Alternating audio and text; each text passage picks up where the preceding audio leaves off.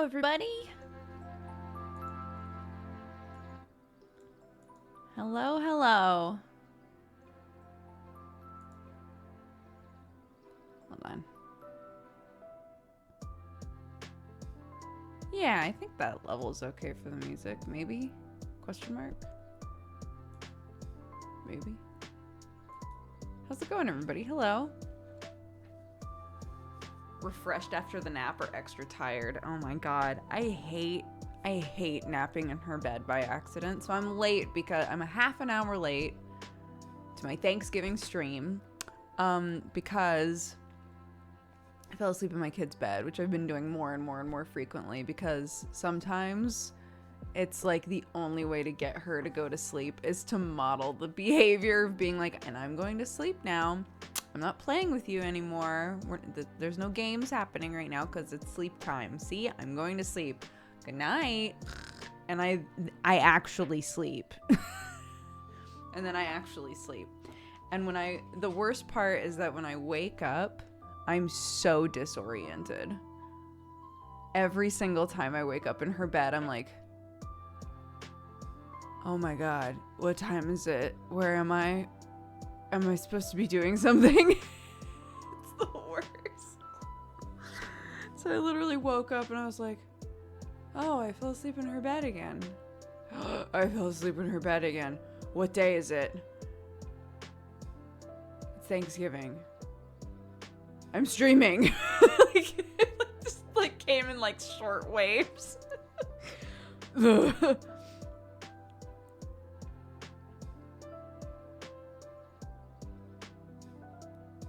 Is it getting less frequent? No, it's getting more frequent lately. Because lately she does not want to sleep. So what are you gonna do? Hi, Catbug. I hope you're doing good. I hope you had a good day. This is the the gluten-free pumpkin loaf that I made for my father-in-law. It turned out pretty good. I handed it to him and he was like, this feels, there's bounce to it. It doesn't feel that dense. I was like, yeah, it's a little dense. I tried some. It's a little dense. And there was a section of it that just for some reason would not cook. So I just kind of scooped. I just sort of scooped that part off of the top. But yeah, I think that it's pretty good. And he was like, I haven't tried it yet, but it feels like it might be really nice. I was like, oh, my poor father-in-law is just has just decided, well, anything that anybody makes that's gluten-free is probably going to be a disaster. And to be honest, I thought this might be a disaster too, but it turned out pretty good.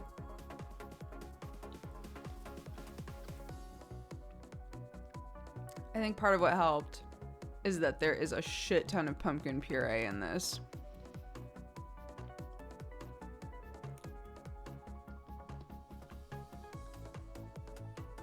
I don't know why I think that helped, but I think that might have helped. No, I don't think my family will all be together today until about 11 p.m. my time. So I'll be calling them after today's stream.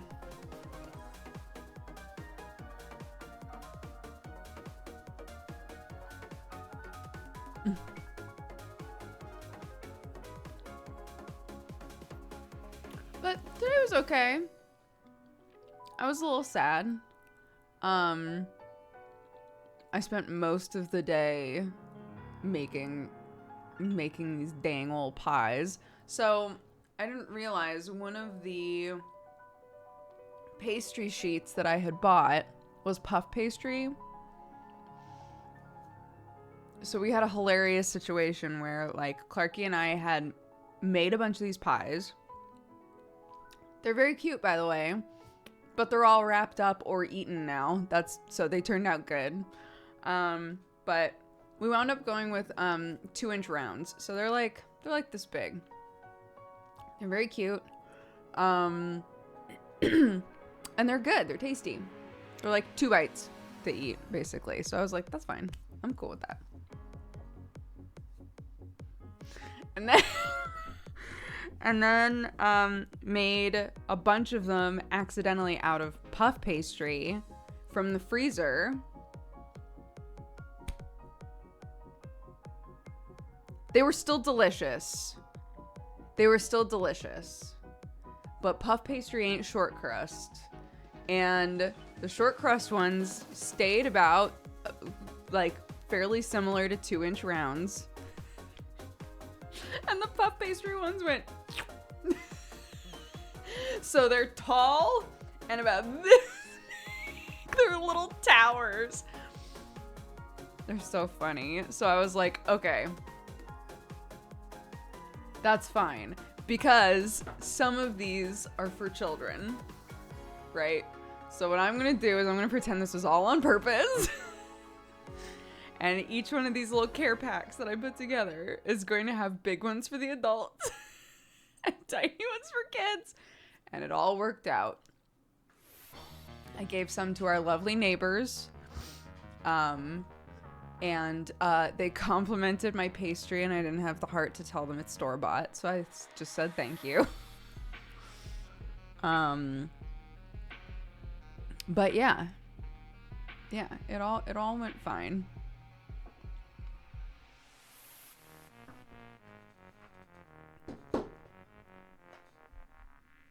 Thank you, Winter. Are those thick pancakes? The worst part was this morning, last night, I had been like, hey, tomorrow we're gonna be making all those pies for family. It should be really fun. Are you excited? And Clicky's like, yeah. And then today, and you know, toddlers change with the wind. I don't even feel like I can call her a toddler anymore. Kids change with the wind. So we went in the kitchen, we made breakfast, and I was like, I'm gonna get started on the pies. Do you want to help me? And she was like, no thanks. And I was like, oh, okay. I made a bunch of them by myself because she didn't want to help. And I was like, all right. I'm not going to force you to help me. That's fine. I'm surprised because normally you love making stuff in the kitchen. But that's okay. It's unfortunate that this is hitting on a day where I have, I don't know, 25 baby-sized pies to make. But that's all right.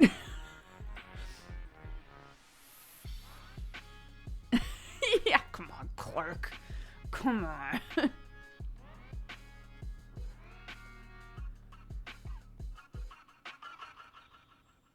So, yeah, for anybody who doesn't know, Thanksgiving is the only thing that my family celebrates, really, back in America. Everything else is, like, kind of celebrated, sort of. We do birthdays, but we've never, like, done a big thing for birthdays, really, unless someone's, you know, a little. But overall, Thanksgiving has been our big, like, the whole family gets together. We all give gifts to each other. Have a big dinner. It's like our big family. It's our Christmas, basically.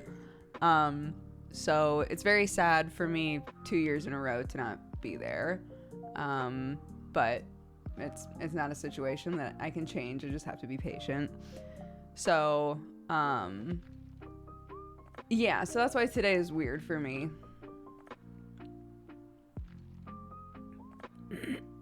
Is it a big deal for Sam's family? Thanksgiving isn't a thing in England, so that's okay. Oh, Big Mark Ward and Arnar, thank you guys so much for the gifted subs. I appreciate it. You don't gotta do that, but thank you. If you were gifted a sub just now, please take the time to say thank you. Most people do. It's not normal to do all of that stuff on Thanksgiving. Normally, Thanksgiving, people just eat a bunch of food and then, then go home.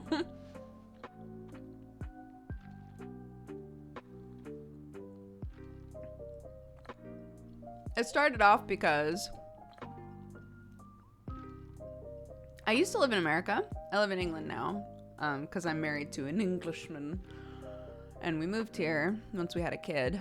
But the reason that we started doing it on Thanksgiving, and we all love it now,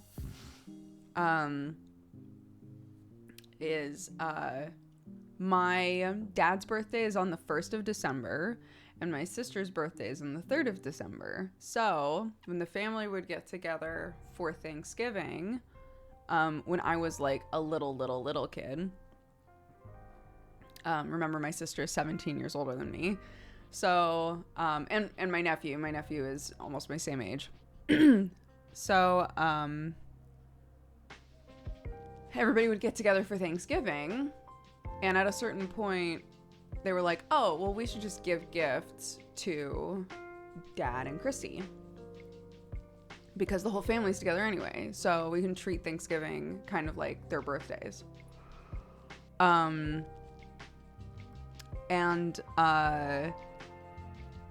you might imagine all of the kids were like, oh, gifts happen on Thanksgiving.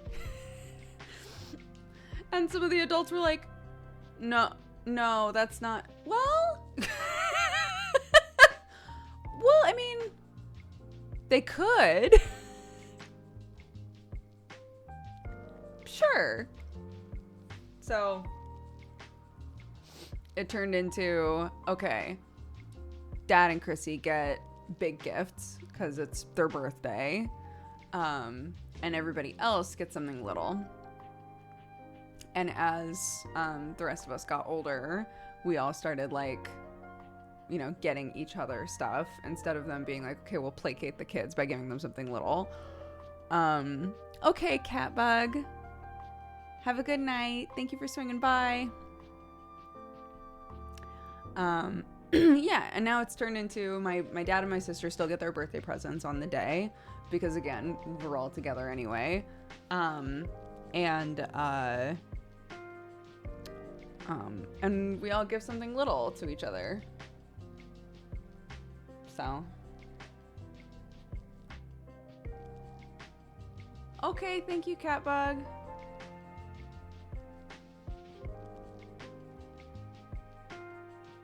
No, gift giving is not normally a Thanksgiving thing, but because my family doesn't celebrate Christmas, it became like a natural thing where we were like, well, maybe we should do that on Thanksgiving, if we want to like partake in the idea of gift giving. And that way, if, since we celebrate this in a very like, I'm so thankful for all of you, right? Like, talk about what you're thankful for, blah, blah, blah. You're thankful for the other people in the family. So, it makes sense for the gift giving to happen on that day for us because we were already celebrating it that way. So.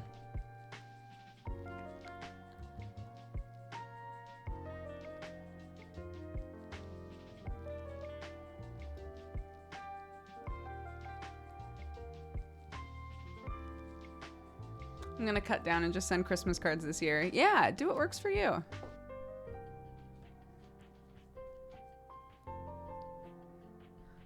Sam's family has 6 kids in it now, potentially more in the future. And so everybody said, okay, we get gifts for the kids. And that's it.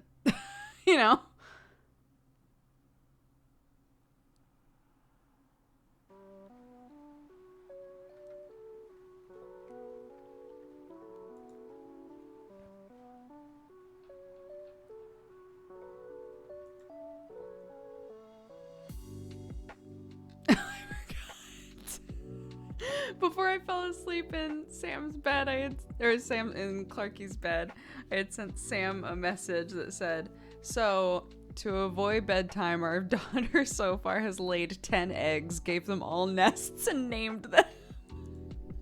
That is true. This is what I was trying to calm her down from, is every time she would go to lay down in bed, she would go, oh, Mommy, my babies are coming. And I'd be like, at first I was like, oh my gosh, how many babies? And she was like, 4. I'm gonna go lay my eggs. And I was like, oh, we're laying eggs. Okay.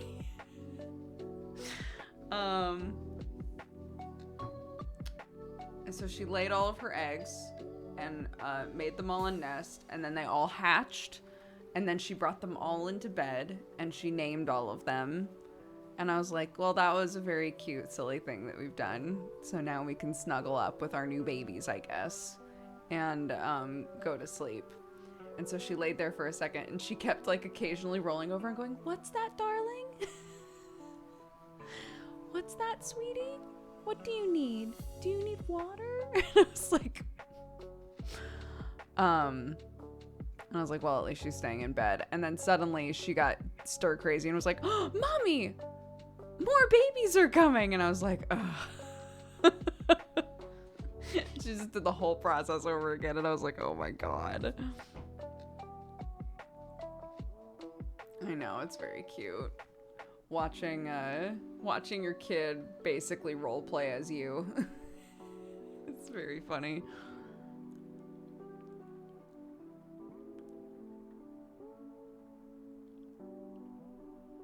Yeah, I'm a grandma of 10 bird people, I guess.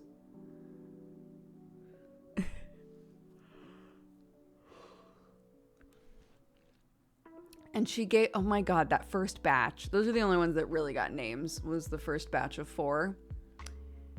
And 3 of them got normal names. And she was like, their names are Lily and Sarah and Cece and Creepy.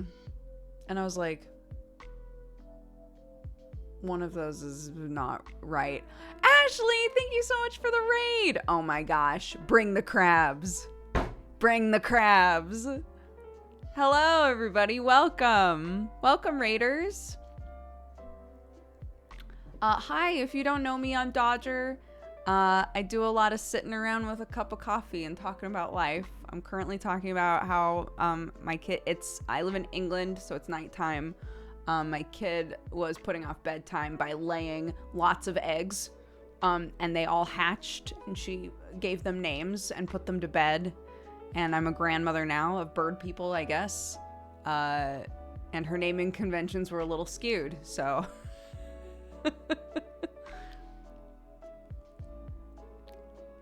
So yeah, it's a fun time. If this feels like your vibe, I adore Ashley. What a lovely streamer. Congrats on becoming a grandmother. Thank you. I'm emotional about it just a bit.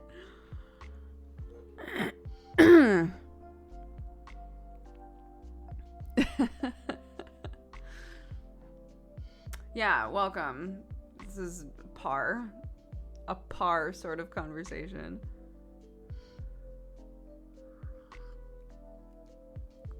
Speaking of birds, though, if you want a good bird video, I finally got, almost every time I do Bergie's foot. Sorry, there are people here who don't know me very well. Your mug is so cute. Thank you. It's, oh my gosh, you just created a perfect opportunity for me to plug my store. It's from the Dodger Coffee Store. It's a little witch tankard.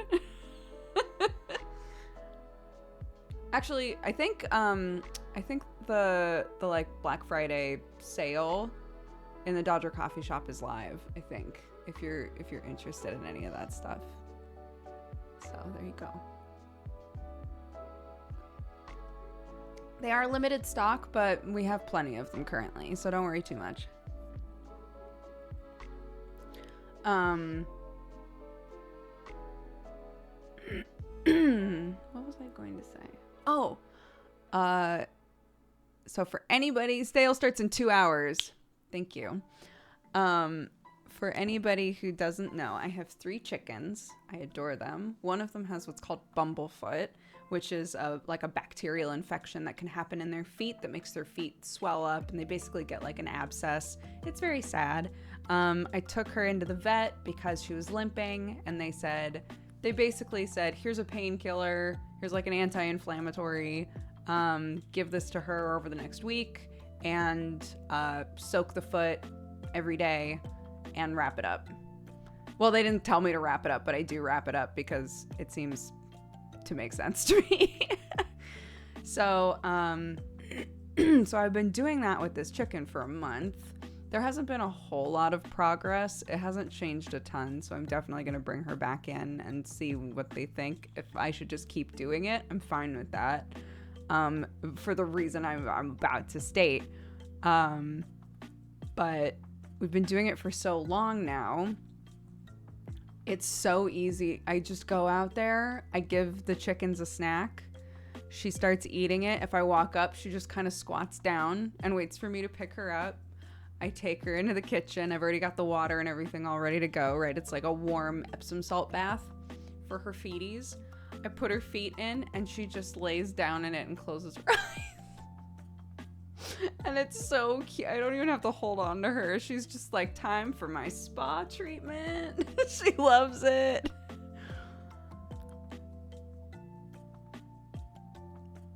I know, it's very cute. I managed to pick up the other two birds. Obviously, like, Bergie is so used to being handled now. I had said before all of this, like, man, if anything ever happened to the chickens, I'm a little nervous because, you know, I got them as adult ladies, and so they don't like being handled very much. It's not like I got to handle them from chickdom, but Bergie's like my bud now. She's so chill with being picked up and handled, and like, I know how to handle her as well. Like, I can tell when she just needs to stretch her wings and then be fine. And Clarky too. Today, Clarky was trying to help me with the foot, and Bergie got kind of like agitated, like a little freaked out because Clark was sort of close to her. And normally we try to like give her lots of space, but Clarky just kind of got in close really fast.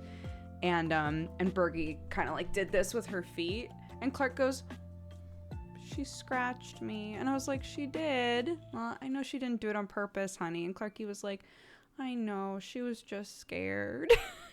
And she was like, it's a little bit red, but it's okay. There's nothing there. I'm all right. I was like, okay, honey. So like, even Clark is like totally chill with Bergie too. Like that situation before, Clark would have been like, the bird has scratched me. My life is over. I'm never hanging out with the bird again, right? So we've gotten really chill with Bergie. The other two birds, oh my god, you pick them up and they are like, just hate it.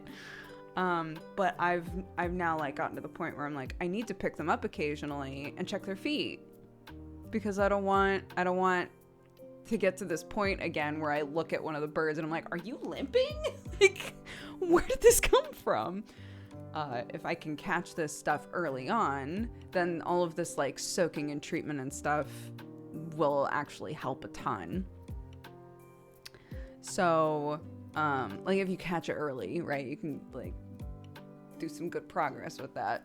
So I haven't been able to get Mrs. Hudson yet. She's squirrely. But I managed to pick up Rosie Posey, who is our other gray chicken. I managed to pick up Rosie Posey, and oh my god, she was furious, but I at least got to feel her feet, and her feet feel fine. So, we'll see. I'm doing my best. I'm thinking about getting some mugs and beans for Christmas. How long would shipping take to Germany? I think some of our like further international buyers have said it can take a couple weeks. Is it typically more than that, chat? It's hard right now, isn't it? Because shipping around Christmas is such a wild card.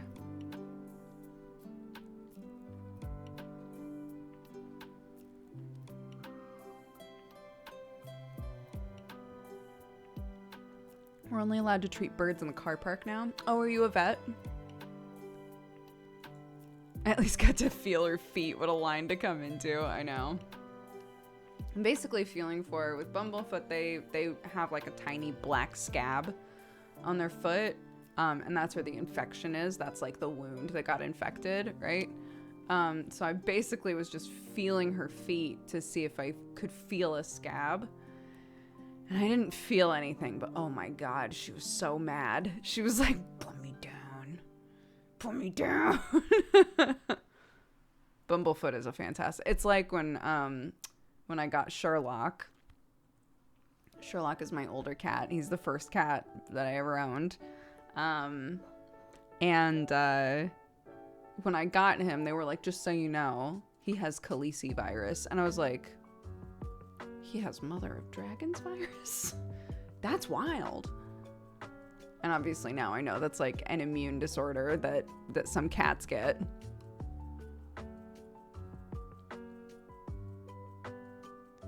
There's so much cool stuff in the store now. I love the tea selection. Thank you. I adore the teas. That's one of the teas. So they come in a compostable, recyclable container now, which is great.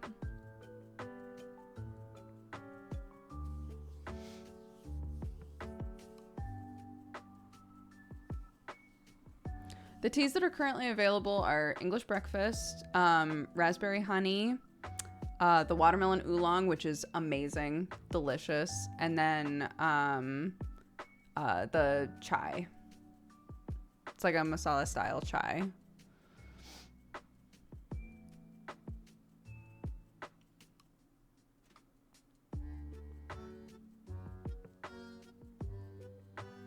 They are oily beans. If you're looking for oily beans, yeah.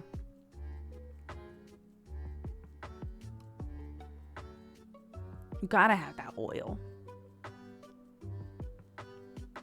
Does Sam approve of the English breakfast? Oh my God. Sam has had the English breakfast before.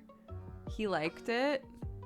But to be honest, he's not like a huge, like, he likes fruitier teas.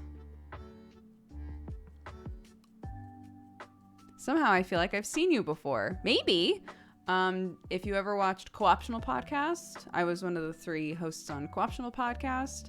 I also hosted a bunch of stuff for a channel called Polaris on YouTube.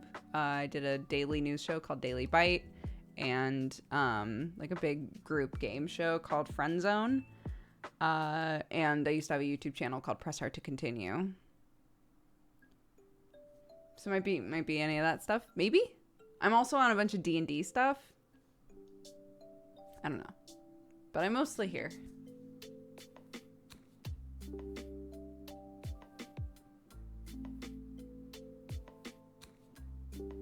That's true. I was on tabletop. Doesn't ring a bell. I don't know then. But I'm delighted you're here.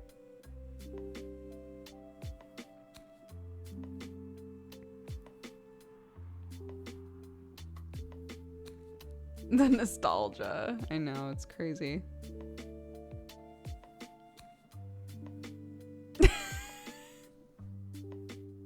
Sorry, this just reminded me.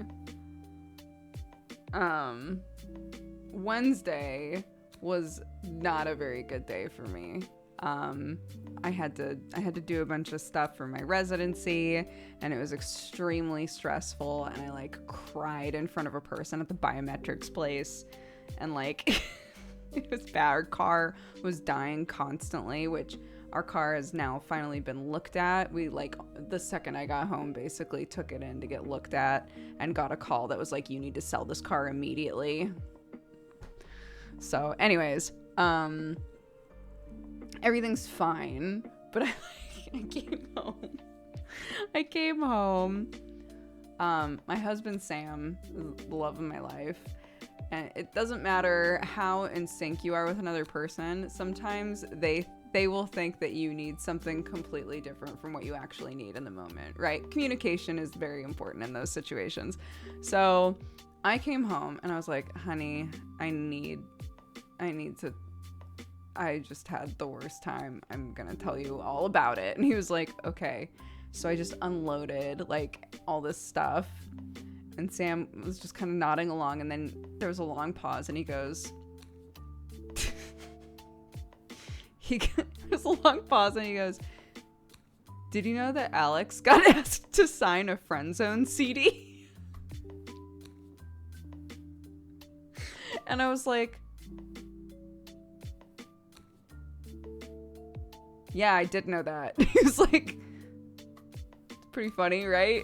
I was like, did you listen to anything I said? Were you paying attention? Did you just black out at some point? Were you just like sick of hearing me talk about my day and how awful it was? And he was like, no.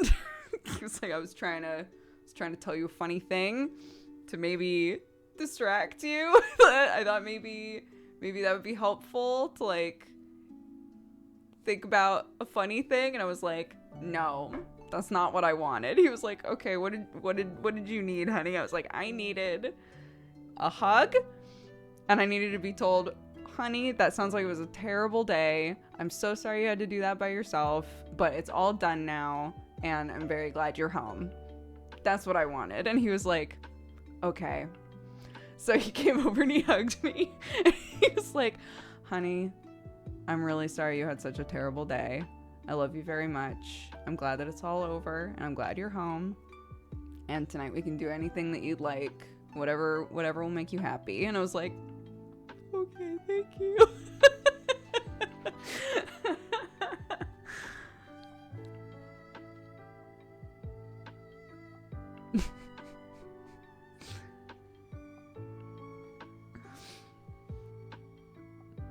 It was very cute. I can look back on the moment and think that it's funny. Like me being like, all this shit happened. I was having such a terrible day, and I cried in front of a person that I just met, and the car kept dying, and I was 30 minutes late to my appointment, and I thought they were gonna make me go home, and blah blah blah blah. And he was like,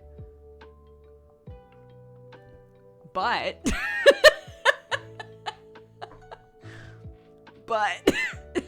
Alex had to sign a Friend Zone CD at a signing, and that's pretty funny. I was like, yup, it's pretty funny.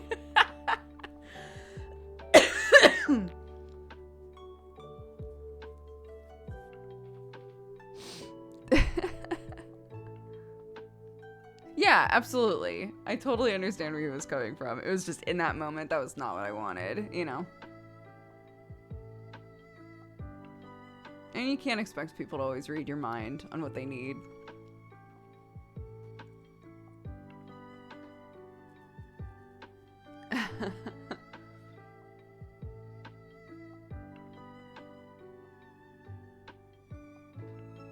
Oh, I'm so sorry, Ruby.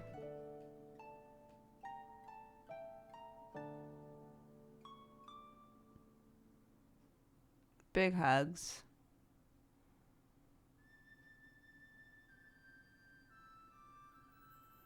I'm sure everybody in your life is saying things like, that just means it wasn't the right house for you, and the perfect house will come along, and this just wasn't it. I'm sure that's in much the same way. It's not necessarily what you need to hear right now. It just sucks. I'm sorry.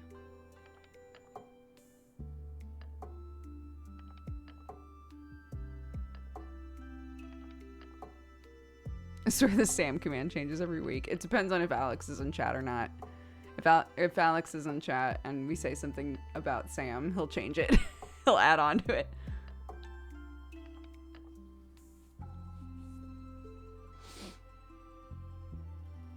Did Duger watch Arcane? I sure did, but I ain't gonna talk about it. All I'll say is we loved it. Sam and I really loved it, and it was nice to be able to go on Twitter and not get spoiled on stuff anymore. I will also say, I can give this perspective, because, so this, again, will be no spoilers for Arcane, and please do not spoil anything about Arcane. You will get timed out. Anyways, Sam knows a lot about League of Legends and the characters and plays the game. I have played the game a handful of times years ago. I don't know anything about any of the characters. I don't know any of the lore. I don't know any of that shit. So we came into this show from completely different perspectives, or different bases, I guess, to like build onto with this show, right? And people kept saying, oh, you don't need to have played the game in order to watch the show. So I can confirm for you, as a person who knows dick all about League of Legends, that I adored the show, having no real, like, base knowledge about League. However, after the show was done, there were a few things that I didn't have to ask Sam about, but did ask Sam about, because there are things that will stick with you until the end of the show if you don't know anything about League. There are things that will stick with you that will make you go, I need to ask a League person about this later, right? Like, I need to ask what the fuck this is all about.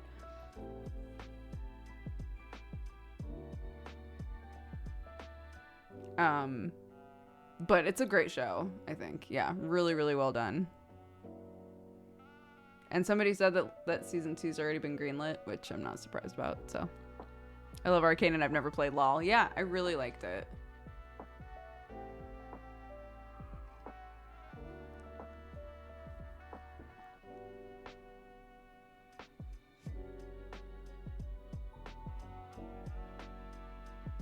Now I'm super curious what League questions you had afterwards. I mean, if, like, at the very, again, this isn't a spoiler. The very, like, basic part, the very basic question that you will have as a person who doesn't play the game is, which of these characters can you play in the game? I have no idea. There were exactly 2 characters in this show where I was like, I know you can play them, and that's it. Right? And everybody else that I met in this show, I was like, no clue. They could die. I have no idea. Does this person have plot armor? No clue. I don't know. But a person who plays League will know, you know, who can and can't die, I guess. Because they have a game to be in the future.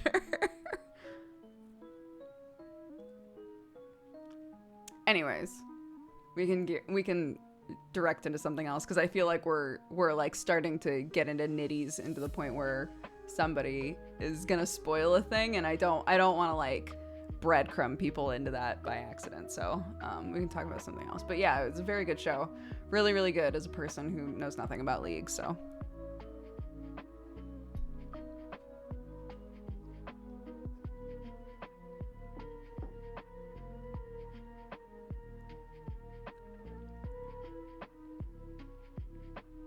Sam has never tried to get me to play League. No.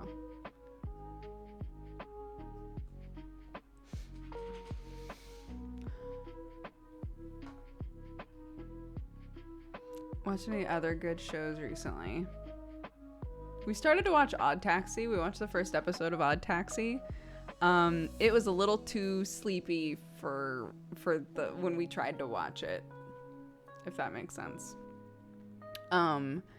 Because normally when Sam and I watch stuff is Wednesday nights, and so we kind of have to watch high octane stuff. Like, there's a reason that when Dr. Stone was one of the anime we were keeping up with, Sam would be like, we have to watch that first, because otherwise it's literally gonna put me to sleep.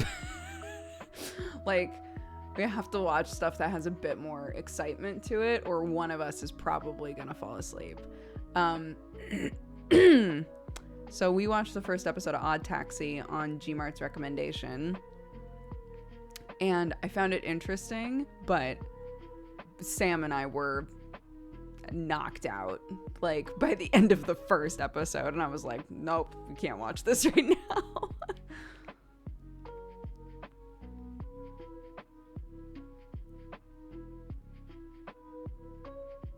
Yeah, Gmart was like, oh, the show's so good, because when you're finished with it, if you go back and rewatch it, it's like way better. And I was like, this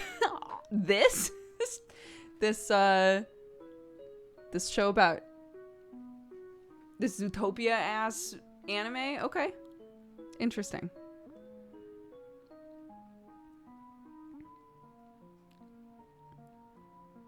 Yeah, I get the feeling of that it probably turns into a crime something.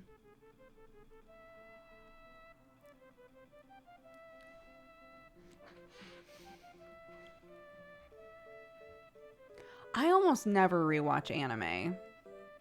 It's really rare. It's really rare. Obviously I've rewatched Samurai Shampoo a million times, but like that's such an outlier. This is a chatting stream. Yeah. Oh.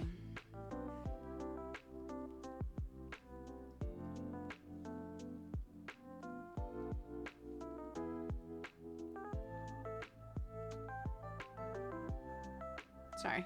Just wanted to make sure. I put my phone on Do Not Disturb when I'm in Clarky's room because I use my phone to play music for her. And if she's like deciding which songs she wants to listen to, I don't want like notifications to pop up and for her to accidentally hit any of them. So sometimes I'll look at my phone and be like, oh, it's still on Do Not Disturb. I hope nobody's trying to get a hold of me. I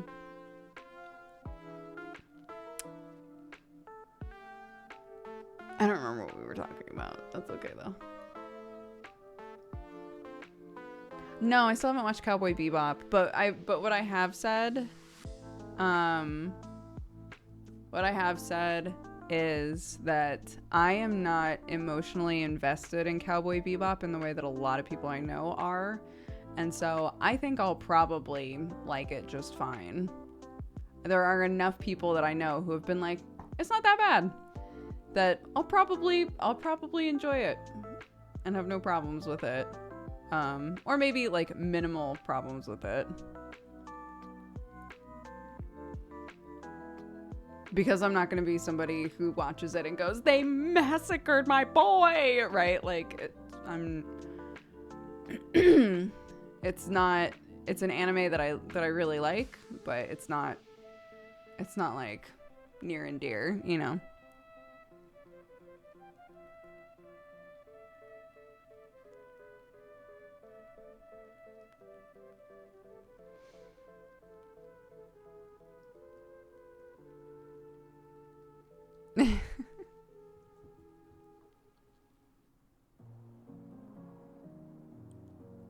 What did you enjoy in Samurai Champloo? I found it difficult to get into. I adore the fight scenes in Samurai Champloo. The fight scenes with the music is really fun. And I watched it so long ago that I'm just kind of attached to it now, you know? I love all the characters. I don't know. There's a nostalgia element to it at this point. But I still love all the fight scenes. The animation is just beautiful to me.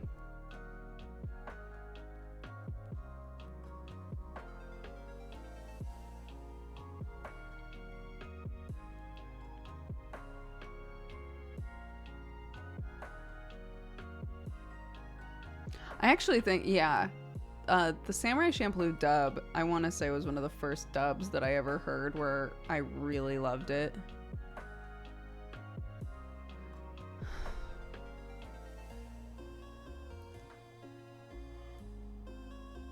Oh, thank you, Suzuki.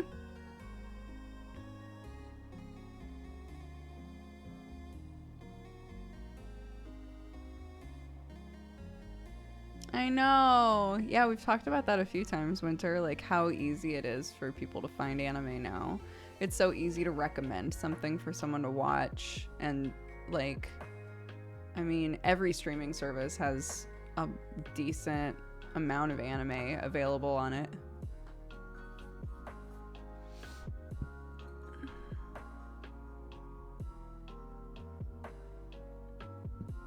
Yes, Jujutsu Kaisen, I highly recommend. I've been thinking, speaking of rewatches, I've been thinking about rewatching Jujutsu Kaisen.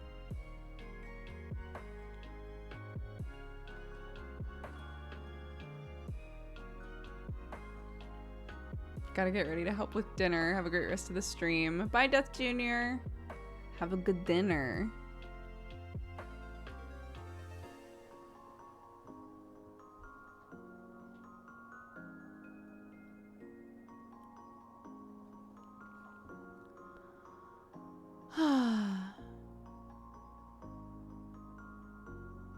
Yeah, it sounds like we're gonna be doing Thanksgiving, like actual Thanksgiving, next week. Because one of the boys had to quarantine until this weekend, and so we were trying to figure out how to make it work, and it just wasn't lining up. So I think we're probably doing next Wednesday. I think it's probably going to be Friendsgiving. So what am I eating? I am eating a gluten-free pumpkin loaf that I made for my father-in-law. The loaf wound up being gigantic, so I only gave him part of it, but it turned out pretty good.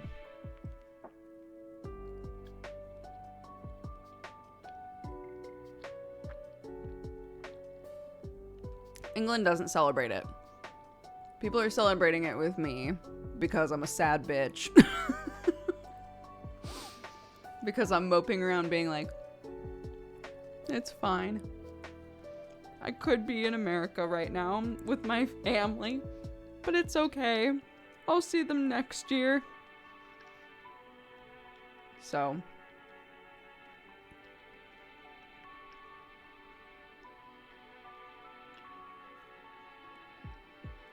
my sweet husband, under cover of night, went to our friends that live nearby and was like, hey, you guys free? Can you swing by? Can we do Friendsgiving so that Brooke gets to spend time with people and, you know, and soothe her heart a little bit? And they were like, hell yeah, we'll be there once quarantine's done.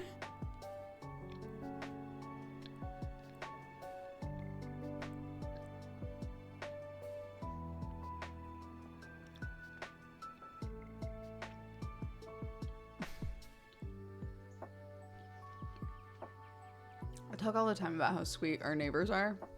They're old. The old lady next door.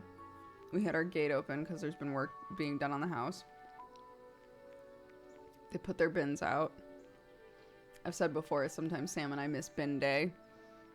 Because we just, you know, all the days blur together. So I'm like working on this, on the loaf. I look out the window. I see this fucking old lady just trying to move her bin to the street. And I was like, what are you doing? I ran outside. I was like, no, don't do that. I'll do it. And she was like, I just didn't want you to miss this week. And I was like, thank you. That's very sweet. And she was like, you don't have shoes on. I was like, I don't care. It's fine. And she was like, get inside. You don't have shoes on.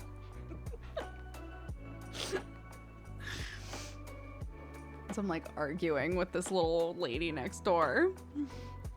I know, she's so sweet. Like put the bin at the curb, and I was like, I'm gonna bring you pies later. And she was like, good, we'd like that. I was like, okay, bye. She was like, bye.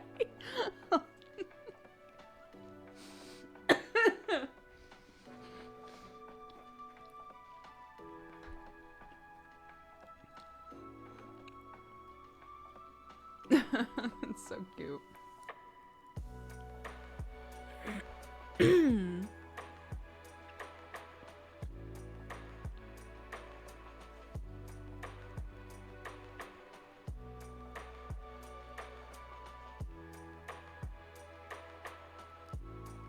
I gave them pies. And they texted and said that my pastry was very nice, which again was store-bought. I didn't say anything.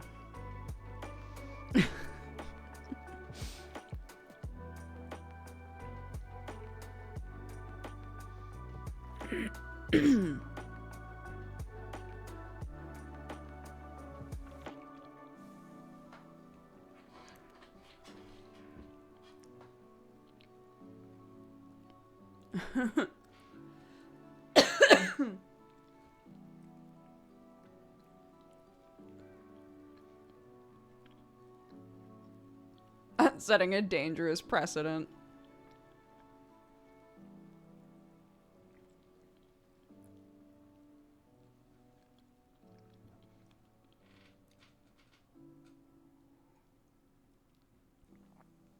In England, we have something called the Harvest Festival.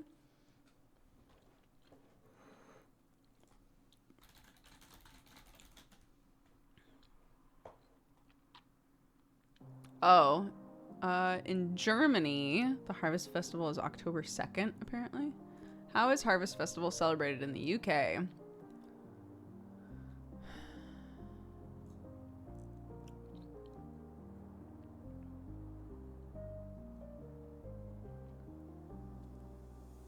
It's around the 23rd of September. Oh, the Sunday of the harvest moon.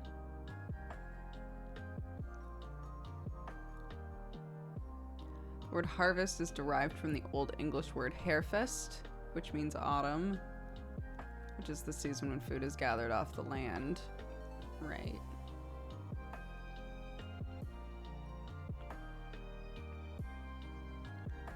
In ancient times, farmers and agricultural workers would give thanks to the pagan gods after all of their crops had been successfully harvested, ensuring food for the rural community for the months ahead.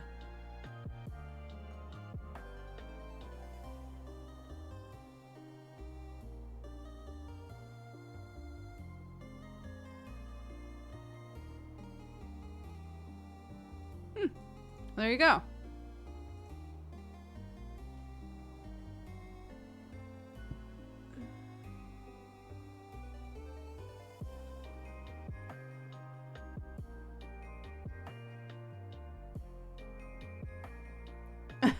Not the same.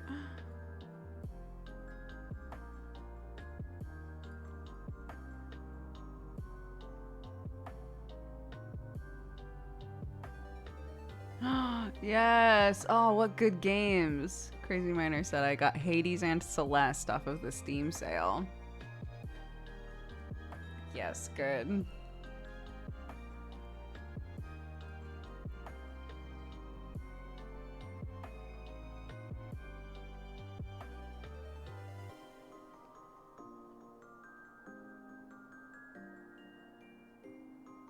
Bye all and happy Thanksgiving. Bye Moonstone. Sleep well. I'm gonna message my mom and let her know that I'm gonna call.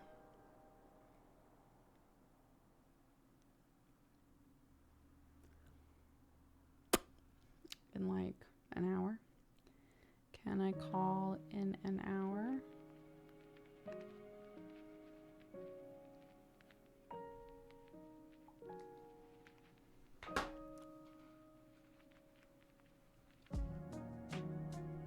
I saw Joe advertise for players for his upcoming campaigns in 2022. Excited to see the stuff he and we and his chat have been brewing. Yeah, he's been working so hard. It's awesome. Yeah, if any of you guys like Godforged or have watched any of Joe Fudge's other stuff, he's got a bunch of stuff brewing right now. So I'm very excited for him.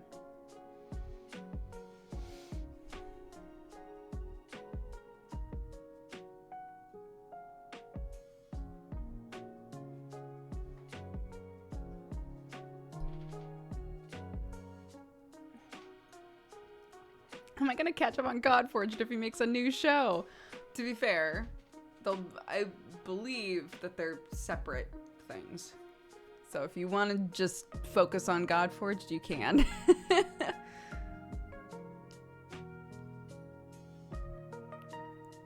Leafy Liam, welcome to the Cat Gang. Thank you very much for subscribing.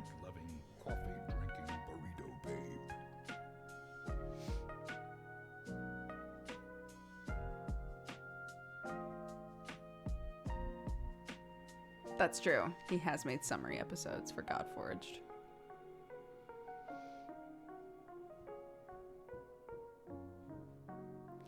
I'm trying to make,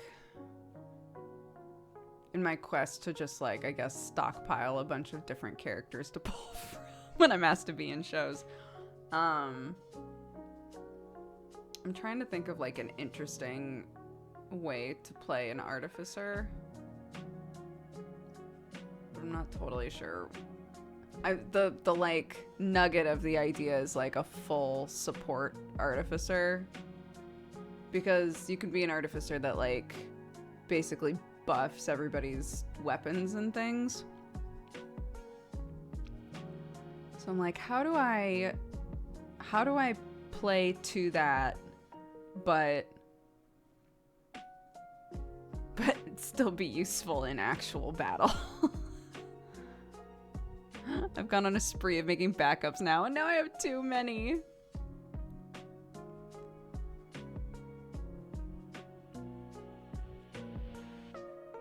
Yeah, so my original artificer, Poe, Poe was an alchemist, which was fun, but artificer in general I think still needs some work, which is why people like retinker with it so much. But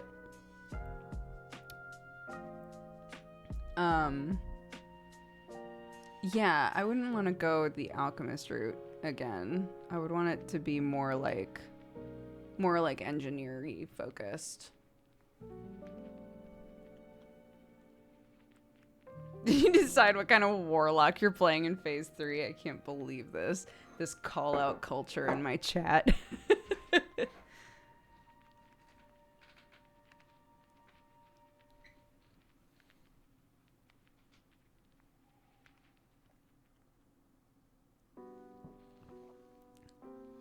A roadie Kenku who worked on stages, and that's how he learned to play and tinker with things and make them work the way that he wanted. And his name was Foley. What a fantastic name for a Kenku. Holy shit.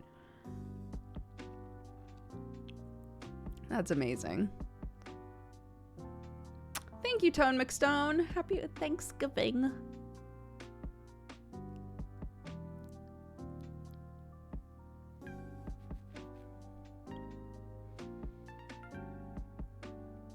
Yes, Gokshano, I hope it's fun.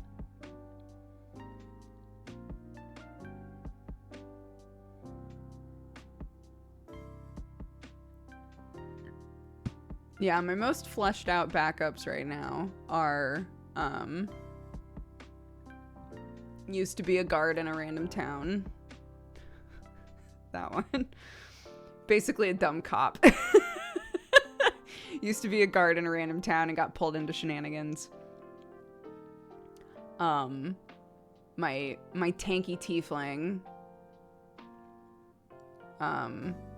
Which I'm still not sure how to make that work, but that's okay. The idea for the character is more fleshed out than the actual class and stuff. And then Bug Girl.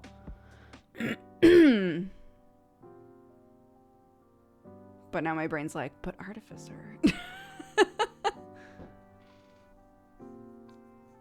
My character backup list is also full of warlocks. Look, warlocks are just fun, okay? Warlocks are just fun. The second you're in a fight, you're boring as fuck. But when you're not in a fight, it's a lot of fun.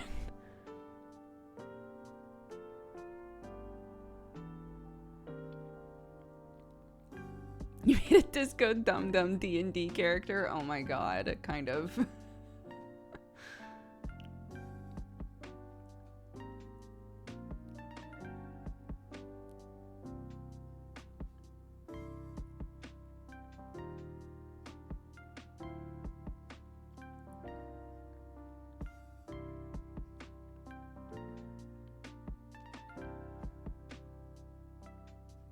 Yeah. Yeah. I want to be a support character that isn't a healer. But I feel like the easy answer to that is bard, but I don't want them to be a bard. I don't know. I'll figure it out. I'll brew it. I'll brew on it some more.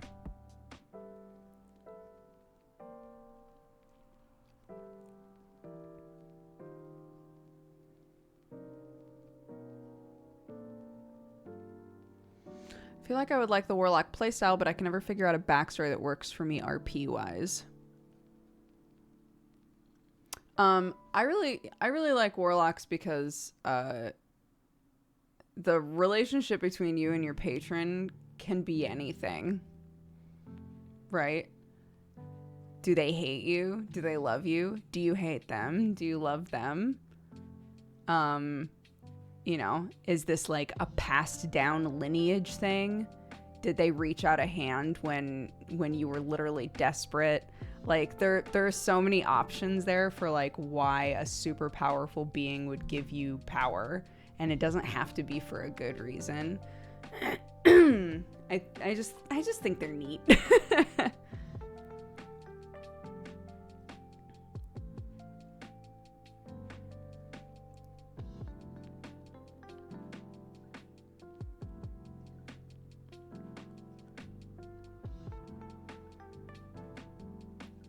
I want to try D&D, but I've never had the chance to take the plunge. My friend group is adamantly against it. Wow. I've never heard of people being like, absolutely not. I will not play Dungeons and Dragons. I'm sorry, that sucks. Oh, don't. I've been looking at old 3.5 character sheets and being like, God. Oh, the places we'll go. 3.5 had so many skills. It was ridiculous.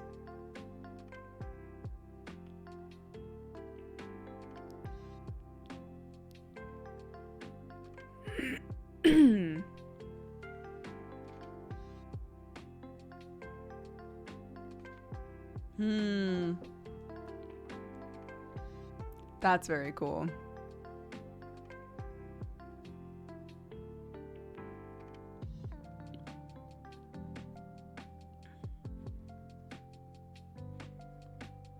I'm planning to DM my first D&D one-shot, and I hope it's good.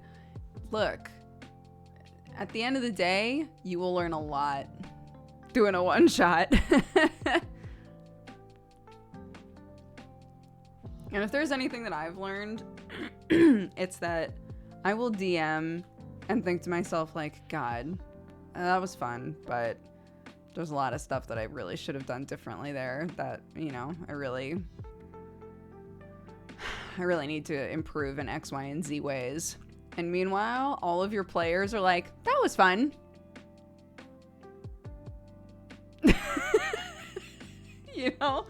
Like I would every single episode of the Hollow Knight one, Rotten Maw, every single episode at the end I would be like, fuck. Like I had a laundry list of stuff where I was like, I need to improve in all of these ways. And every single one of my players came to me afterwards and was like, that was a really fun session. Can't wait for the next one. I was like, great, thanks. I'm glad. That's what matters. If you guys are having fun, that's what matters. In the lexicon of D&D, what's a one-shot? A one-shot is, it's kind of like with comics that you would also call a comic one-shot. Like, for comics, it's like if it's one volume, right? One volume and it's done. It's just one like solo story. It's the same kind of an idea for D&D. A one shot, the idea is that you sit down once and you finish it in one go.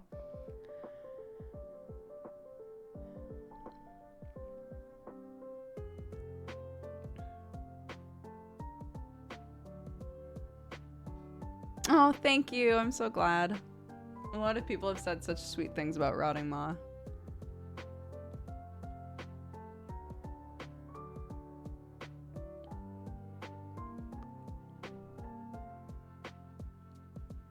I've resorted to just saying, hope you have fun after every game as a DM instead of worrying about the specifics. I had a DM who would like put us on the spot at the end of a session and be like, what did you guys like about the session today? I'd be like,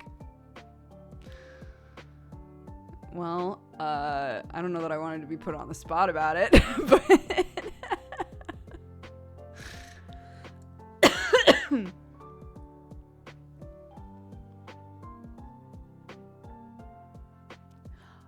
I would use a different system, I think, to DM another thing.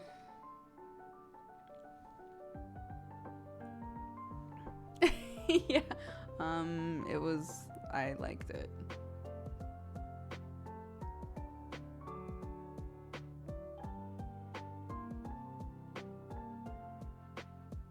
Remember how I was like, sorry, this is off topic, but remember how I was like, I really need to learn how to clip the chicken's wings because they're starting to show up in places where I'm like, Rosie Posey spends most of the day on top of the chicken run. Almost to just like let me know. Like, I'm getting the fuck out of here, bitch. You don't even know what I'm capable of. I'm like, all right.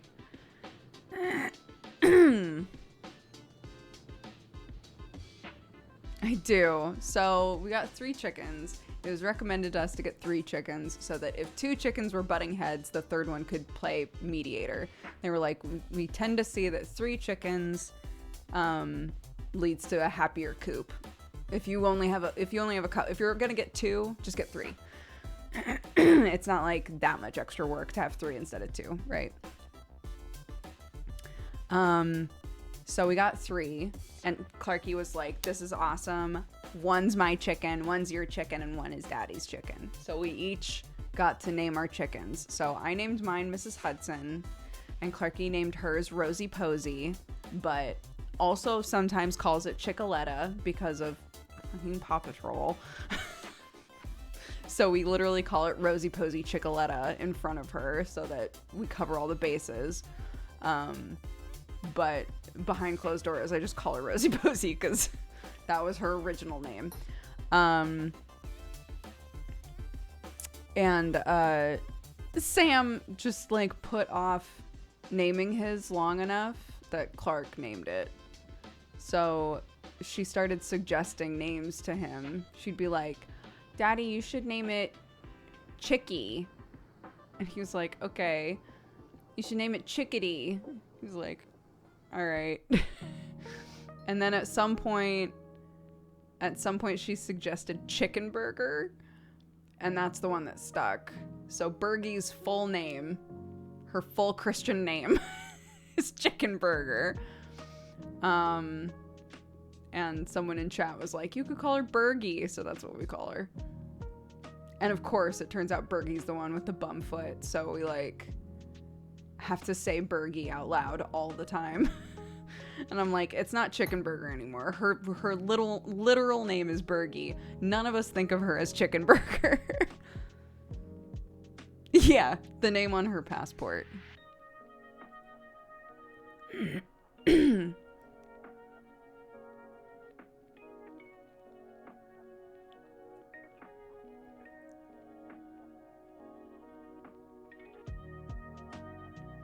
What, this?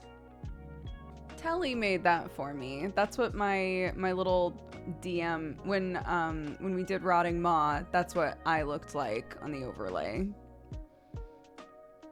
It's very cute. It's made out of felt. I love it.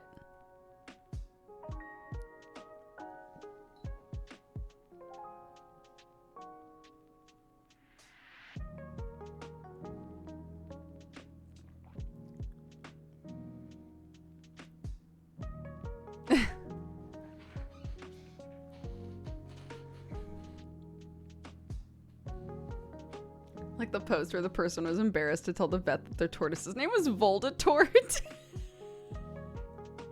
Voldatort is the most incredible name, though. That's so good. Yes, Telly's in chat. Yeah, Telly made this one and another one. They're very cute.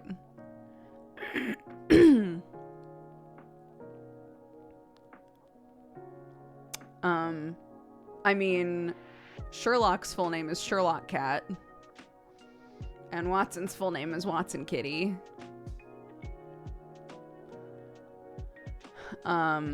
So the original vet that I had them registered at, they were literally registered as Sherlock Cat and Watson Kitty.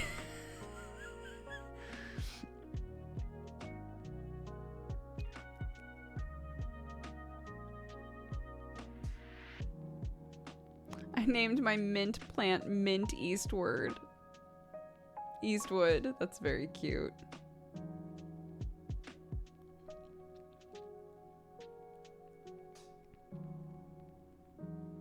Yeah, the cats are doing good.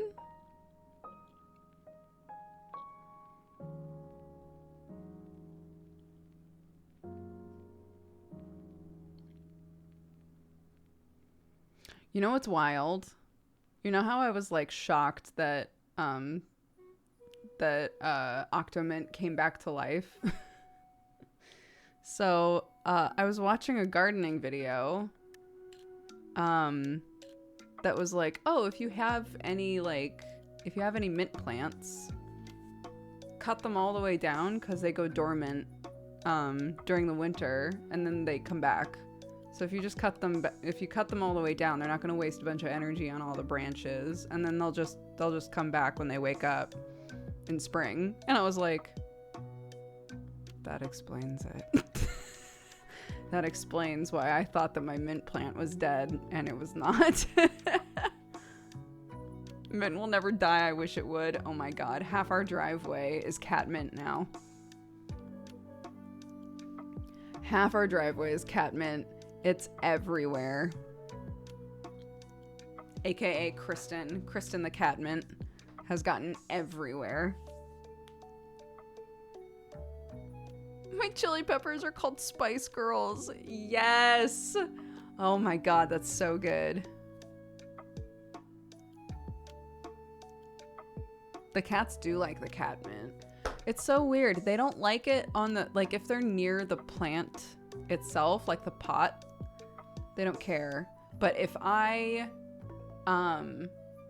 like pluck some of it, or if I've touched it, Watson will literally sit there and like just rub her face all over my hand. She adores it.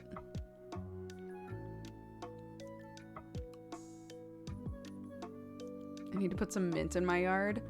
It is a crazy weed. Unless you want it absolutely everywhere, put it in a pot. Far away from your other plants, because it also jumps ship.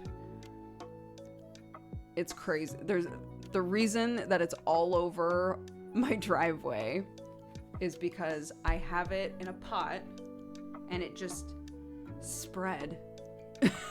It just took over the ground all around the pot, and I was like,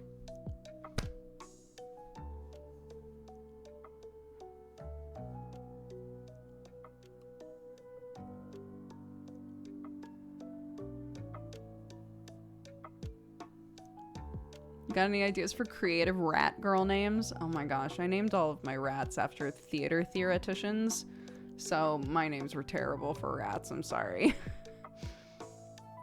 My girls were named Afraben and Manushkin.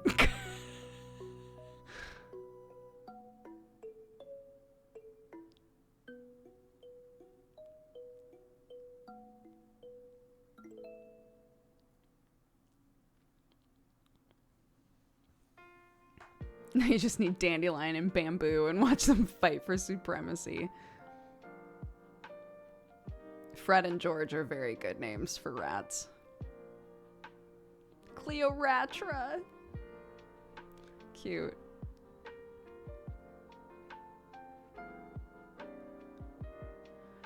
Oh yeah, there's a whole section of theorists that are literally about theater and the purpose of theater, whether or not it has the like its value as an art, like all kinds of shit. And we had to study all of that in school. For my degree, for my theater degree, I studied a bunch of them. I'm trying to remember his name. There's one guy whose whole thing was like, if we replaced every person on the stage with a robot, is it still theater?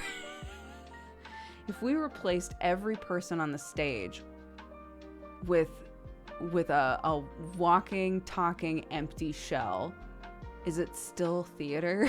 And we talked about that shit for so long. And I was like, I'm just exhausted.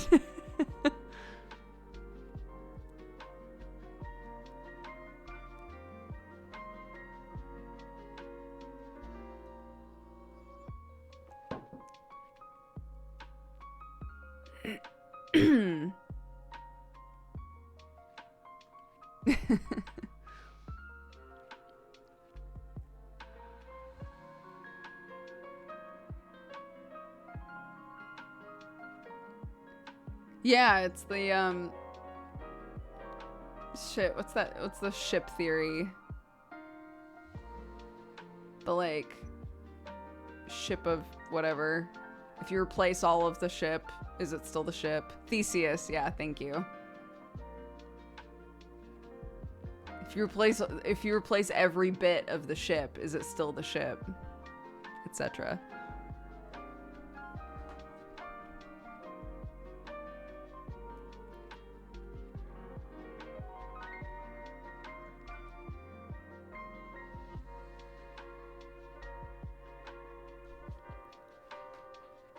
Oh, right, yeah. If a teleportation system takes you apart down to your atoms and then reconstructs you on the other side, are you still you?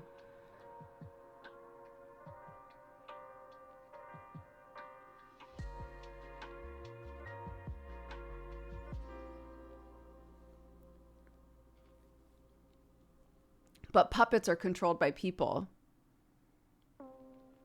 If there are no people on the stage, is it still theater?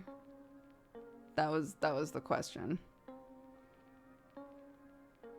Technically, the people who are controlling the puppets are adding the element of human to the puppets.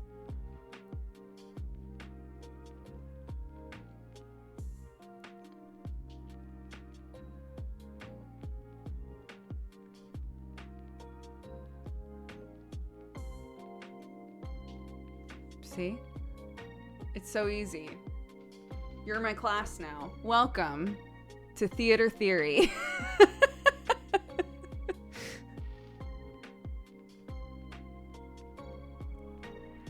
And now I'll do what my teacher did and sit back and let you all talk with each other.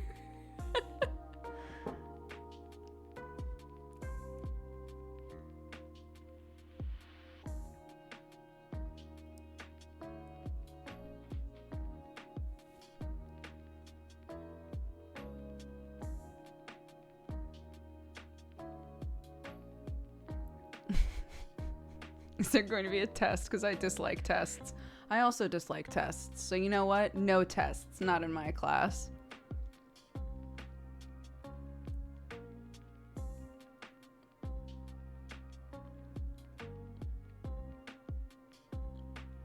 No problem. No problem.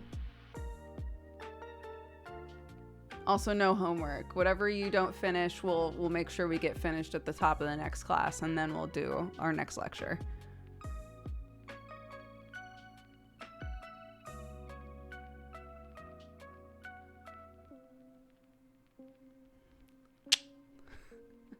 Fight the power, kids.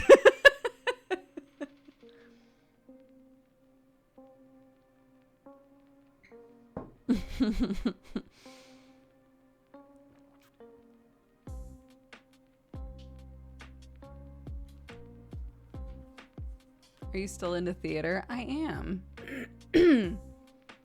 I watch a lot of like theater content. I watch plays when I can on YouTube and stuff. And I've recently found the YouTube series Wait in the Wings, which is fantastic. It's just like a huge series of docs about different Broadway shows and musicals and things like that. Oh, it's fantastic. So I've been binging all of those. I still love theater quite a bit. I haven't been able to go in a while. Well, I went more recently with Kelly and RT when they were in town. We all went to see a show. That was the first show I've seen in a couple of years. That was awesome. It's called Wait in the Wings. And it's great. I found it because, I think it was because of this one. When we played Hades, everyone kept talking about Hadestown, and I didn't know anything about Hadestown. And then, because I watch a lot of like deep dive sort of, I'm trying to think of what the right word is for this. sort of like analysis content, I guess, on YouTube. It was like, do you want to watch this video about how Hadestown was made? And I was like, yes. And it turned out that it was part of this series called Wait in the Wings. And I've now watched so many of them. I am hip to so much theater drama. Holy shit.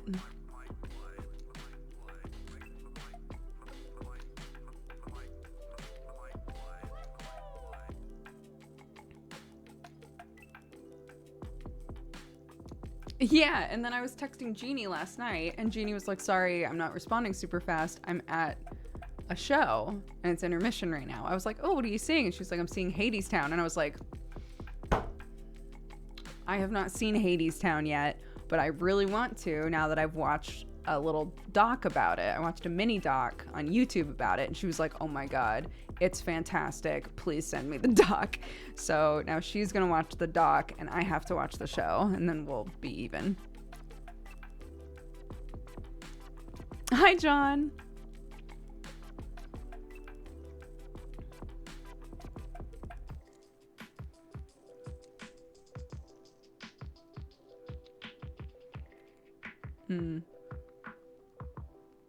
Yeah, I think I need to just start like just getting tickets to shows. And if someone is down to go with me, awesome. And if not, then I'll just go by myself. Like, I'm fine with that.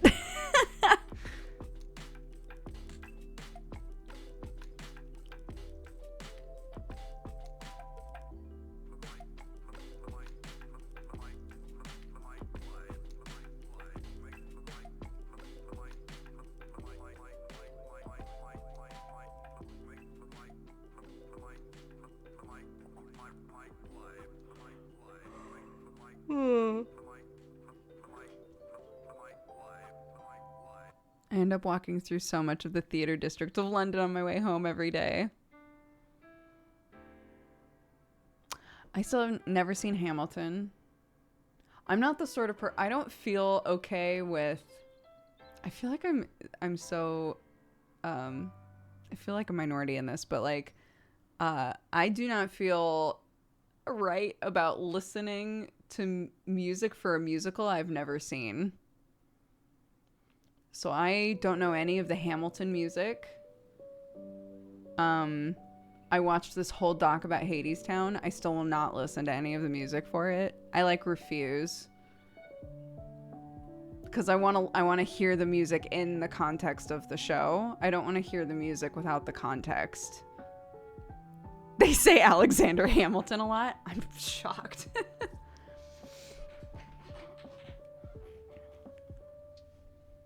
Is it on Disney Plus now? Maybe I'll go watch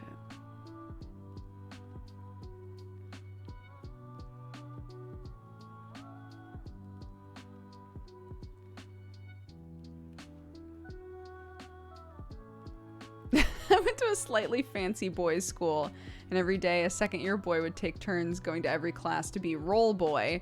They would physically collect roll from the teacher after roll call at the start of each period and take them all to the office. It became customary for all the students to chant a roll boy roll, and the roll boy would do a commando roll as he entered the classroom. It seems like a fever dream, but it actually was what happened, and I think about it a lot.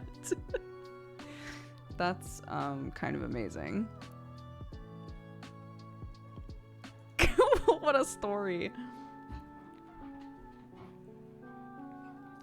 Yeah, we were talking about that a little bit, because I was saying that one of the Wait in the Wings episodes is about the Beetlejuice musical, and how at first when it came out, it was not doing very well, because normal theater goers, the age and like the demographics of normal theater goers was not the audience for it, right? They were not the sort of people that were going to like a Beetlejuice musical.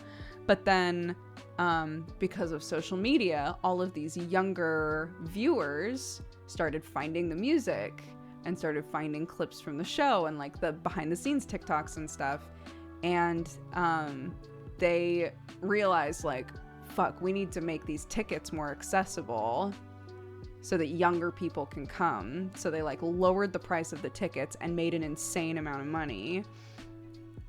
And people keep being like, yeah, imagine if you made theater more accessible to people, not just by making tickets cheaper, but also by letting people watch good recordings of shows. They would still want to go see the stage show. Like, it would, you know, like...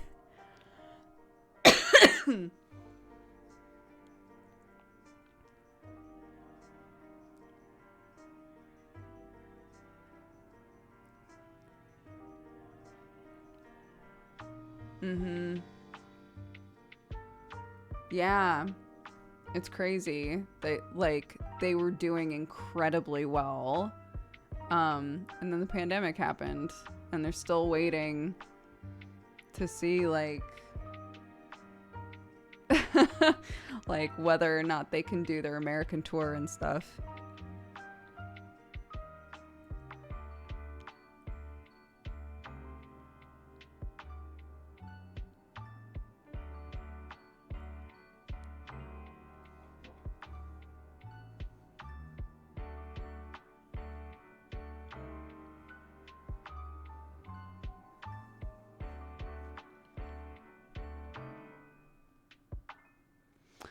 Been years since I baked, but I made Undertale inspired butterscotch cinnamon pie for Thanksgiving.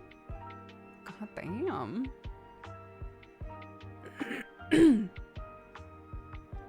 That sounds amazing. I did a bunch of baking today too, and I'm not a baking person, so I'm proud of us. I made a gluten-free like cake loaf for my father-in-law that actually turned out pretty good. I'm proud of us. Well done.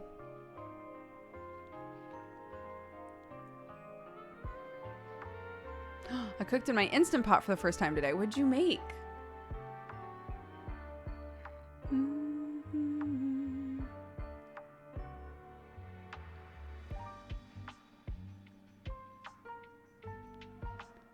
Oh, yeah, that's normal, I think. Japanese curry with beef, carrots, and other stuff. That sounds great.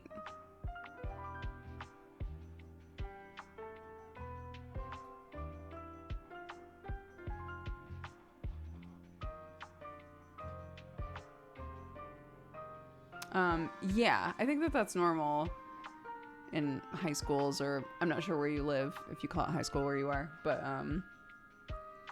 I think it's very normal for whatever the senior class, right? Whoever's about to leave, for them to do some sort of like a senior prank. And it seems like depending on the sort of culture at the school that you're at, it'll either be like a harmless thing or it'll be like a really shitty thing. Fortunately, ours was really harmless. It was literally like there was a big rock. There was a big rock that was on the school property. And each year, the seniors would paint it. And that was basically it. But it used to be. So in my hometown, there is a giant statue of a white horse. And it's on top of a building, and kids under cover of night would climb on top of this building and paint the balls on this, this horse and flee. And then the poor owners would have to be like, well, get somebody up there and paint them white again. It's ridiculous.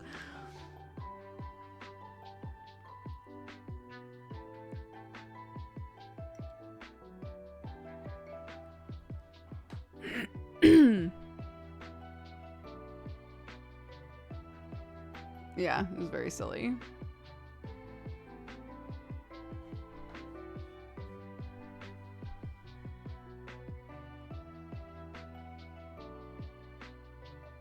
That's pretty common. The city over for me has their moose statue painted all the time. Yeah. You know, what are you gonna do? That's what I keep thinking about. I'm like, how many layers of paint are on just the genitals of this poor horse?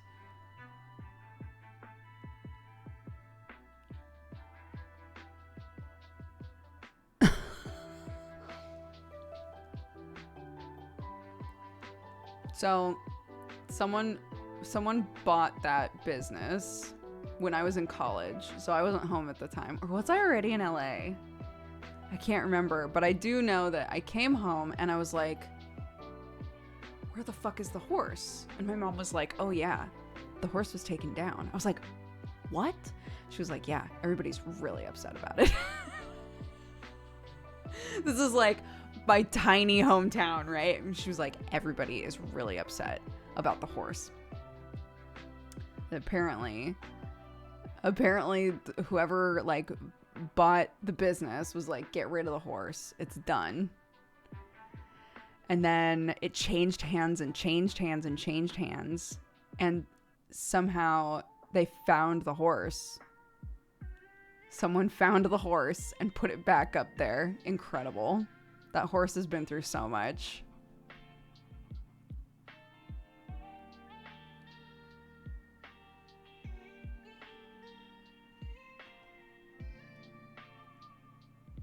Our school had a ban on senior pranks because one year a bunch of seniors put a car on the roof. And to this day, I still don't know how they got it up there. Oh my God.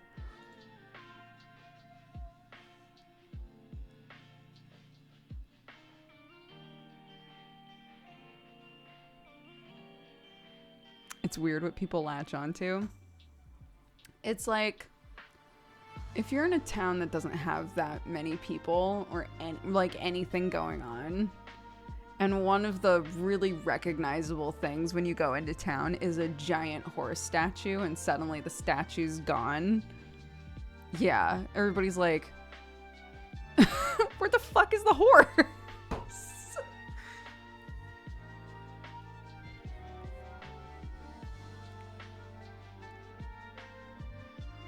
Bye, gamer domain.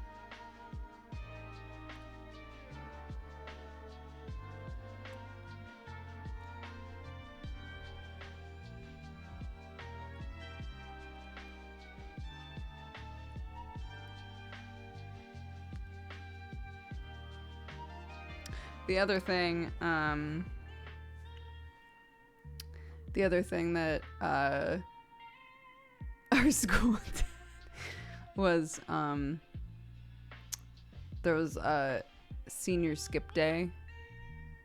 So when you were a senior, all of the other seniors would be like, yeah, on this day we're all gonna skip. It's gonna be our senior skip day, right?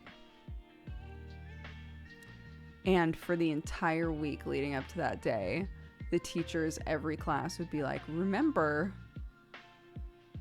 if you are not getting a free pass for that day.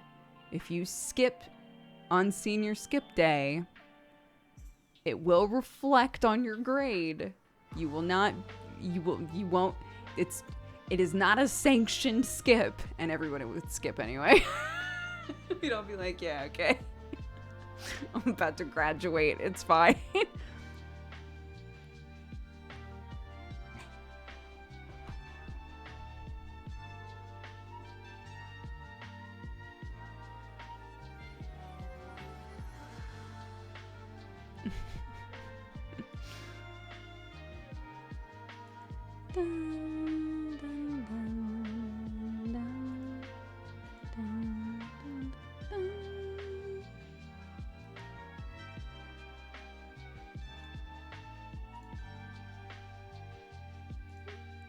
Sorry, I just read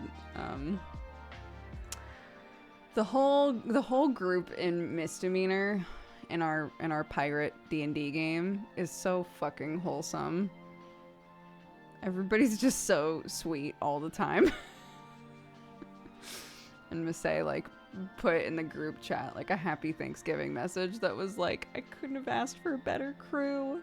Happy Thanksgiving. I'm so grateful for all of you guys. I was just like, oh my God. Massey, so wholesome.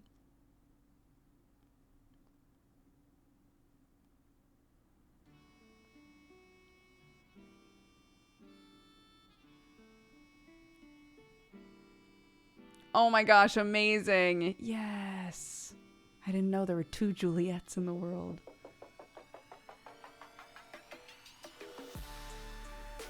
No, I've never done Vampire the Masquerade.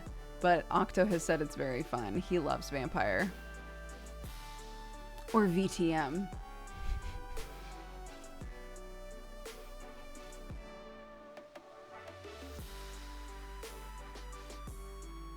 Vampire the Masquerade has a sick wiki. I never thought I'd read that sentence.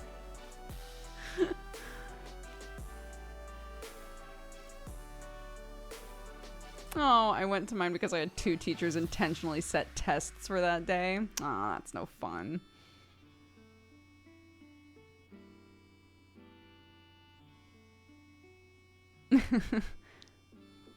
Wikipedia, the sickest wiki of all.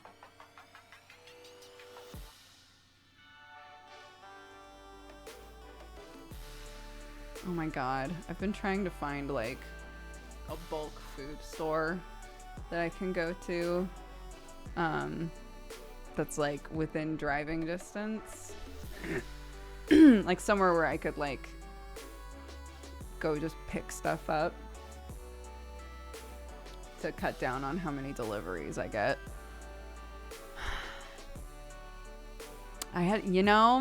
You go from living super rural to living in the middle of Los Angeles for 10 years, and then you're super rural again, and you're constantly shocked at how difficult it is to get to places. Like, what do you mean? The closest place that I can get anything in bulk is 3 hours away. What do you mean? That can't be right.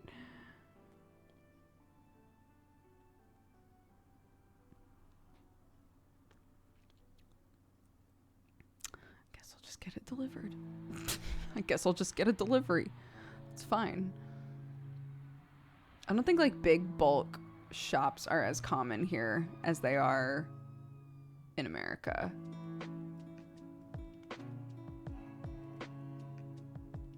Would you recommend moving to LA as a young adult?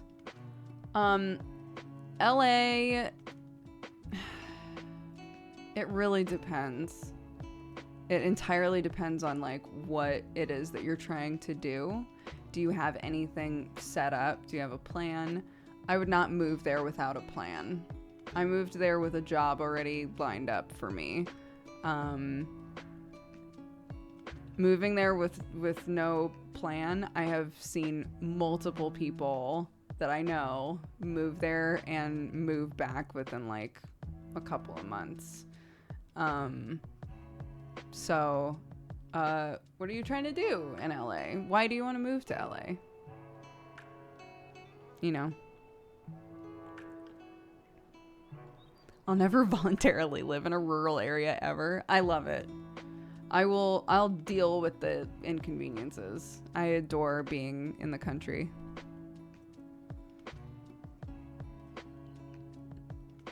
I heard LA. What are we talking about? Somebody asked if I would recommend that a young person move to LA.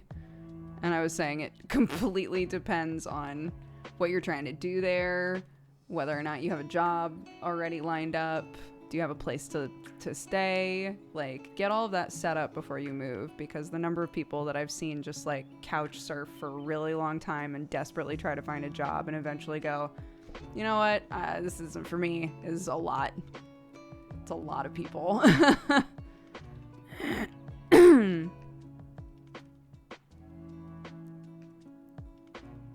You need a plan before you move to LA because it is so expensive there. And it is cutthroat. There are so many people. You need to have a plan. It's one of those places where people are like, it's the place where dreams come true. And it's like, a lot of people move out there and get stuck. I don't want that to happen to any of you, so.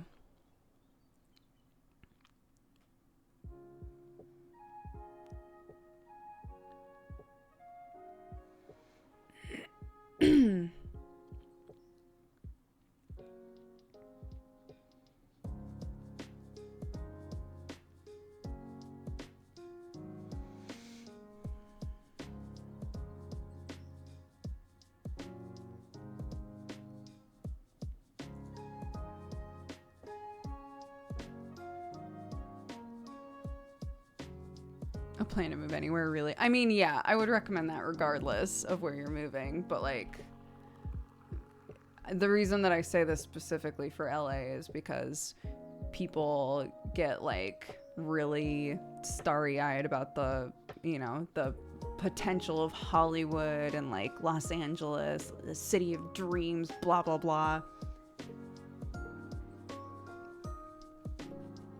Play it smart, please. Have a plan. Have a plan, please.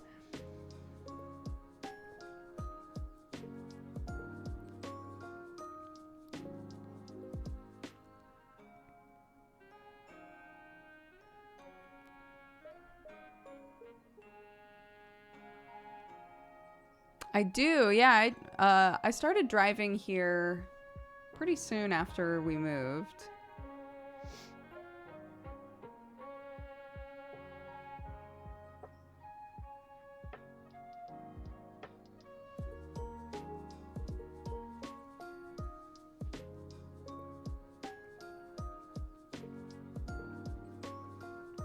Your brain adjusts really fast. If you're coming from a country that drives on one side of the road and then you move somewhere where they drive on the other side of the road, you actually do adjust pretty quickly. I never have situations where I'm accidentally driving on the wrong side of the road or anything like that anymore. But yes, it did happen a couple of times when I first started driving. But fortunately in ways where it was like a really quick, like, wait, wait a minute.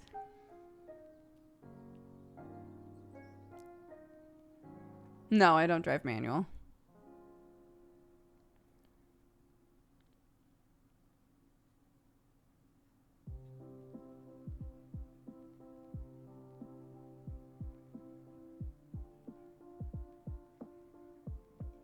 Which, yeah, oh my God.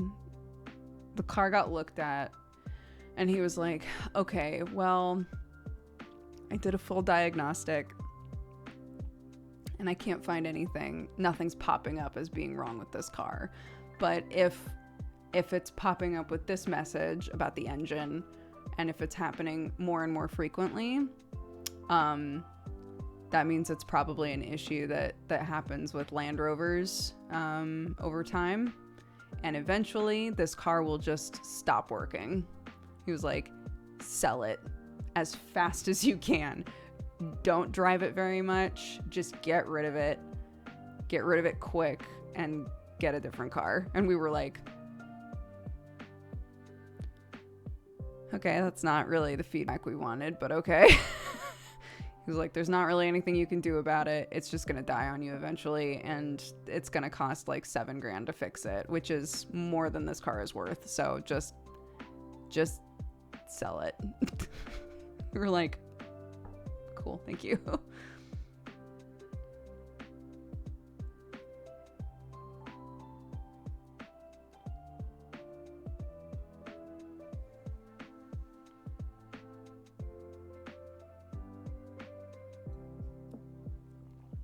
I mean, we wouldn't sell it to a person.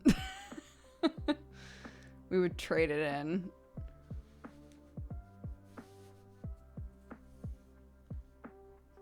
Or drive it until it dies.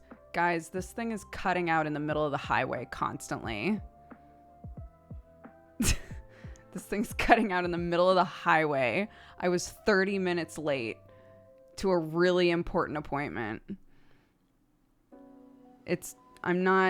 We're not keeping this car. It's dangerous to drive. This is why we took it in. And the guy was really honest with us and was basically like, don't keep this car. I don't think he's saying sell it to somebody else and pretend it's fine. I think he's saying get rid of the car, get a different car, because you do not want to fix this.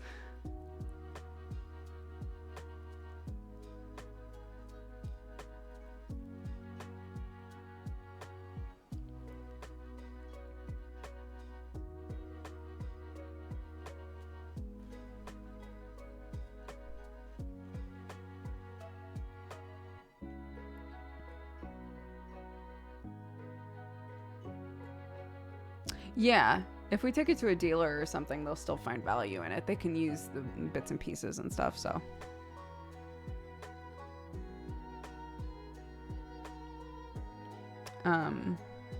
I just want a reliable car that I can drive around with my kid in it.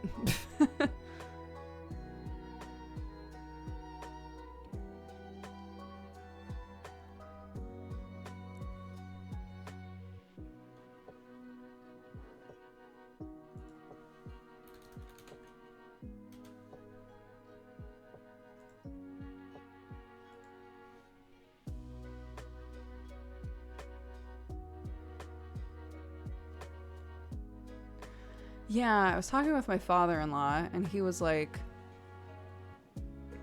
it's actually kind of easier to get good deals on new cars right now because they have such a hard time selling new cars.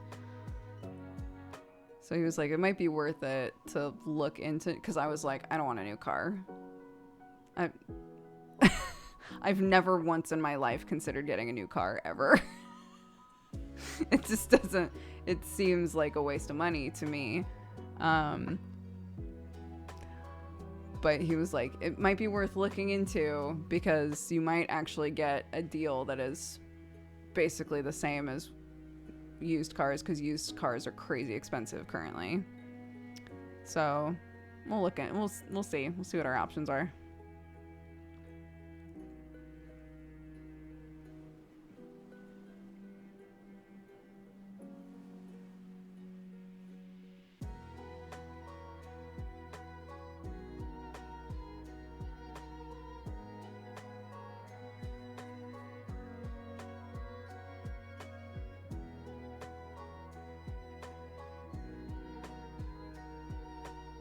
Anyhow, we'll figure it out. All the used cars were flying off the shelves with the question mark at the end is very funny.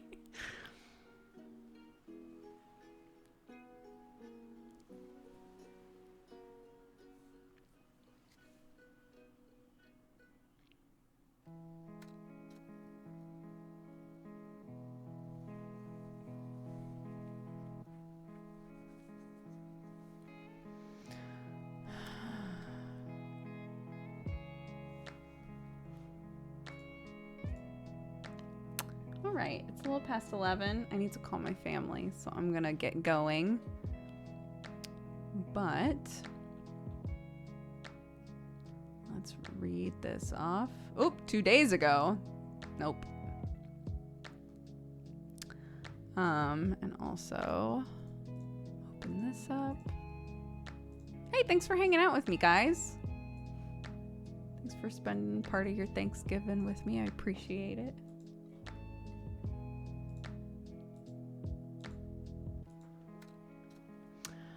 Callie Crabroll said, things ended with someone I was talking to yesterday. I've spent today taking care of myself and I've done things that I enjoy. I'm glad there's a stream to wrap it up. I'm glad that you're here. I'm sorry about that. Big hugs. It's D17 says, I'm thankful for all the chatters and the D&D streamers. Me too. I'm thankful for all the D&D shows that I get to be in, for all my lovely friends. I'm thankful for my family, even though they're so far away. There's a lot to be thankful for. Winter says, I hope you have a great call later and a great rest of your week. Thank you, Winter. Junior says, I'm thankful for good friends, good community, good games, and loving friends and family. The winter is always rough for me due to a number of factors, but all of those things help me get through it. So thanks, all. Arnar says, good to see you have some family at least. My family broke a 100-year-old tradition last year. It's been not super fun, but we've also found other fun ways to be together and celebrate each other's things for our Yule celebration. First and foremost for the kids and the dogs in the family. The dogs sometimes get more presents than the humans. I love it. Just saying says, sweet greetings to all of chat and Doogs. Arnar says, REG, is that regular? Residency stress and other stuff building up around you. I hope things smooth out for you soon between the D&D shows, the companies like 60/40 and the coffee, having hobbies and raising a kid. You guys seem to be doing solidly, to be honest. Also, how busy things are often behind the scenes of things that many might not think about, and residency stuff. A happy thank you giving day. Thank you, Arnar. Yeah, I'm doing fine, all things considering. It was just a rough day yesterday that kind of spilled into today, you know. Tallboy Thomas says, I hope everyone's having a swell day. I had a stressful couple of weeks with 2 exams, 2 job interviews, a driver's license test, and a blood donation. Despite not celebrating Thanksgiving here, I'm going to join y'all in overeating and resting. Yeah. Tana says, happy Thanksgiving, everybody. I've been busy this past while. Lots of people upgrading their computers, so lots of work for me. And frustration wrangling with odd hardware and Windows 10 and 11 support. It's fun, but frustrating. Fun, but frustrating. I feel like you can push through, right? At least there's a fun element to it. Earl Grey says, hi, chat and Dukes. I can't stay. I'm about to clean up dinner, but I hope everyone's having a good, cozy day. And Trueheart says, happy Thanksgiving, chat. Happy Thanksgiving, everybody. Whether you celebrate it or not, I'm very thankful for all of you.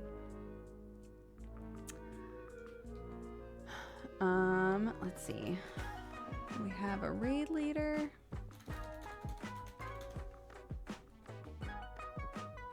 Oh, but they are not live anymore.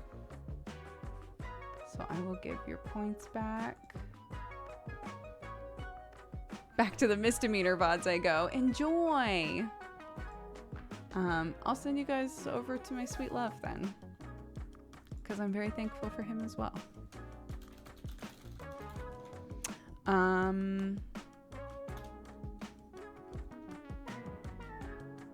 hope he's playing League. He might be. Oh wait, cancel. I didn't read off the activity feed. Did I? No, I didn't.